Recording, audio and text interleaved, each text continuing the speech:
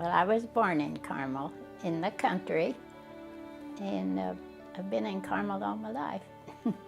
Well, I was born at the north end of town, November the 28th, 1926.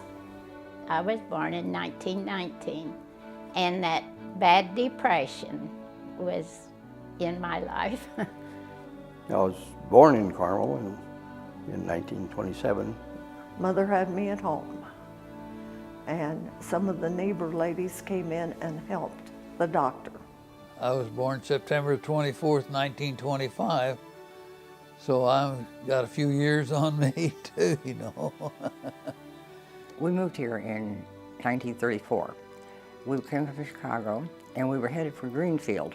So on our way down here, they found a house in Carmel, and they rented it, and said, "Kids, this is where we're living."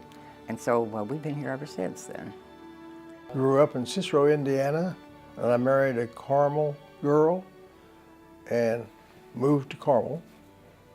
My great-grandmother Moon just lacked a few months of being 100 after coming up here on a wagon from North Carolina. I was gone 4 years for World War II, and when I came back from that in 45, we settled here. And it was a small town then. I think the population was probably less than 1,000. Not much went on in Carmel. It was very quiet. Nothing too exciting happened back then that I remember. Lonely farm communities, all farms out there, and it was, I sold all of that land out there. I better keep quiet about that. My dad farmed, my grandfather farmed, and then my dad farmed. Mother worked for, she of course, worked at home, but then she worked at Cox's Market in Carmel. My father was a farmer,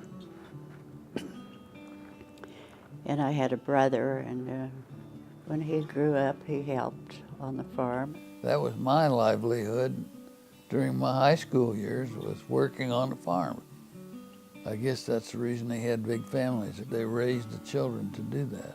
That's all I've known really is work, because I grew up working. I picked strawberries, helped with the garden, helped make hay, milked the cows. My job was always to bring the wood in, and so that we'd be able to cook in the big iron stove that we had. The whole town at one time was just from where the arts district is now, about 16 blocks or so.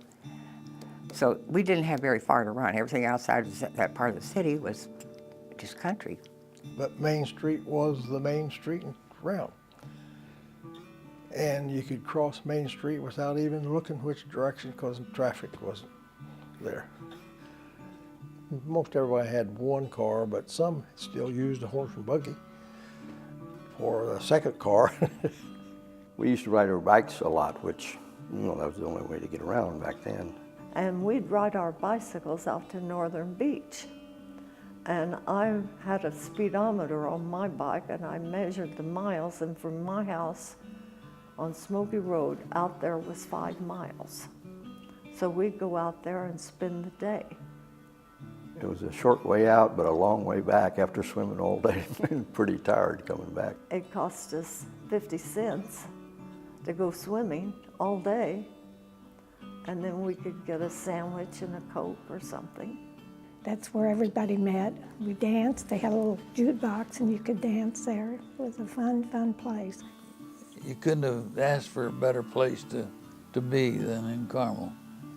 It was a good town, and like I said, they established the slogan that if it's good for Carmel, it's good for you.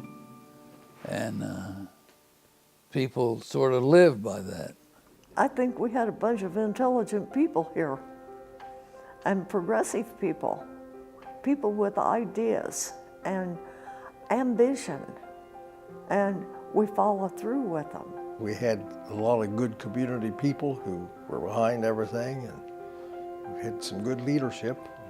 I always felt like it was good community leaders. Of course, several of them were my relatives. I've gone to other towns and they have not progressed like Carmel has. Little by little, the town that was actually Carmel is changing. We don't have these landmarks now that we used to have. Of course, the old is gone, and we're new. And we have to change with the time. So it's all right. It's fine. It's quite different today.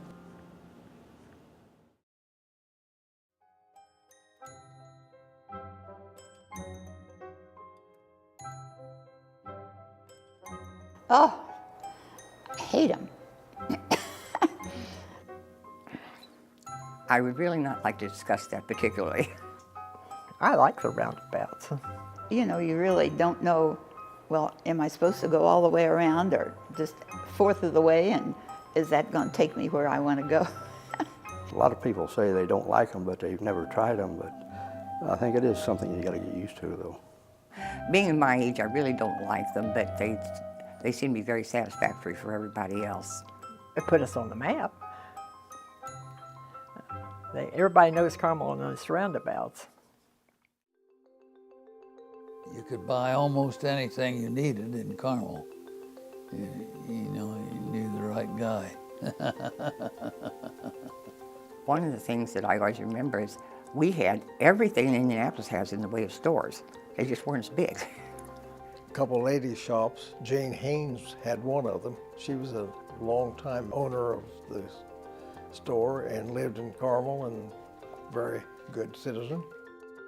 You just had a community spirit in even the stores. I know Deerdorf's was a dry goods store. You could buy almost anything at Deerdorf's. Colonel Trester, he was a blacksmith, and you'd hear him hammering all night almost, working out the plowshares so they could farm. There was quite a few grocery stores. They had Cox's Market down on the north side of Main Street, and next to it was Beard's Barber Shop, and that's where I got my hair cut. Well, on the corner where Artichokes is right now, it was O'Rear's grocery store. It was a wooden building, and then it was torn down, and then Pearl Smith built her restaurant on that corner. And they had the best baked ham and potato salad. And then next to that was Horton's Meat Market. My father, he started his store in 26 here in Carmel, and it was just a meat market. Nothing electric except for a grinder. He had a food grinder that was my job to clean on Saturday night. There was one drugstore in the center of town with Taliban's Pharmacy. It was a gathering place for the kids to have Cokes and ice cream and just hang around. Then our scavenger service was John Brunson. Two-Gun John, they called him. But if you had some trash, call John, and he'd come up and get it and probably charge you a couple of dollars. He was always willing to help somebody that he liked. And if you needed help, he'd help you. And I don't know how that man could pick up a refrigerator and throw it on the truck, but he could. O.W. Nett owned the hardware in Carmel. He was also a funeral director, and they had part of that store was used for funerals. Yeah, O.W. Nett was a standby for the community. We, at one time, had a skating rink come in, and that's where I learned to roller skate. It was on this skating rink. And that's about the same area where they had the movies on Saturday night. They got somebody to come and had a movie, an old-fashioned movie, behind the stores. And people could drive back there and sit in their cars and watch the movie. And it was a talkie. We called it Sugar Night, and we'd have a movie on the side of a building in Carmel. Of course, there weren't too many buildings either. And then our big deal was to get an ice cream cone, a double ice cream cone after the movie for a dime. Saturday nights were the big times in Carmel. The farmers would come in, everybody would come to town to grocery shop and visit on the street. All the farmers came into town on Saturday night and did their shopping and carried on just like a farming community would do. As small as Carmel was, Saturday night we'd walk around the streets and just visit with one another. We'd sit in the cars and talk. You know, you just knew a lot of people that came out there. It was like meeting up with family. That's the way Carmel was. It was family. There was a lot of love between all the people of Carmel. You know, if John needed help, John got help. It was just natural. It was the thing to do, was to help somebody. Everybody in Carmel, I knew everybody. But of course, we weren't near as many there then. I think the population in Carmel was 660 when we moved here, which my granddaughter says is smaller than her sophomore class in Carmel. But now when I went to school, there were all 12 grades were in one school building. Our class, our graduating class, I think there were 24. Nobody dropped out of school. Like, I don't remember anybody dropping out of school. You went to school. The teachers were great, and with having classes the sizes that we had them, you really couldn't get into too much trouble or get too far behind because they were very aware of what each child was doing. Now, Olive Bruner, a lot of people thought she was an old maid, but she wasn't. She had been married. Our class was having their prom. We couldn't have it at the school. We had it at the Riviera Club. She'd let us have her car to go down there to decorate. And I thought that was pretty nice of her. She was patient with us. I didn't learn much in my home economics class, but my sewing, my mother did most of my sewing, so I never learned to sew. We learned to hem a pillowcase, but you hemmed it by hand. Do you know, I've never hemmed a pillowcase since, and I probably never will. Carmel schools have always been noted as good schools. It was the best school in the state, no question about it. The schools are excellent, and so are the churches. Well, when we moved here, it was in '34, there were 3 churches. The Carmel Friends Church, which is the oldest church in town, the Methodist Church, which is on Range Line, and what was called the Wesleyan Methodist Church. Well, because if you lived in the south end of Carmel, you belonged to the Methodist Church. And we lived in the south end of Carmel for 2 years, so I went to the Methodist Church. Then when Daddy and Mother bought in north end of Carmel, then we went to the Friends Church. My dad always was very important to him that we go to church, no matter which church. And then it seemed like the churches started going pop, pop, pop, pop. And so we have almost any denomination now that anybody could look for. Another thing I remember when I was younger was the centennial in '37. I'd been 10 years old. It was about halfway between the center of Carmel and the high school on Main Street. And it blocked off the whole street, which didn't cause any problems at all because there was no traffic to start with. It was the first time I ever saw Carmel's Main Street blocked off. They had a big Ferris wheel, and then we had games where we'd throw rings and over a liter bottle. First time I'd ever seen a liter bottle.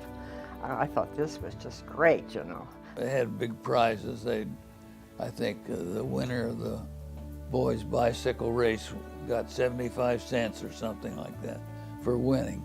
We had a lot of booths downtown, and this one guy that had a booth, he must have been pretty crabby or something, but we must have given him a hard time. But I remember when we ride down there on a bicycle, I remember in front of me, he had a bunch of carpet tacks or something, and he threw out there on the pavement so we'd get some flat tires, and I guess we wouldn't be back through again. That sticks in my mind. We had a lot of good people in Carmel. and was attracted, I think, attracted more good people. Carmel is a wonderful place to live, and I would never, ever want to live anywhere else. It's a good place to raise a family. Look at me. I grew up here, and I'm not so bad. It was just home to me. There's no place like Carmel. Well, when I look back, I think we're so lucky now to have everything. I've enjoyed watching it grow, and to think this can happen is almost a miracle to where we are today.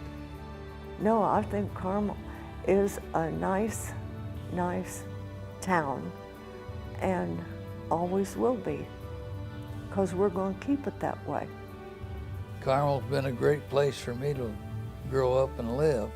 I've had 85 years of it, and I think it was the best. I think it was the best.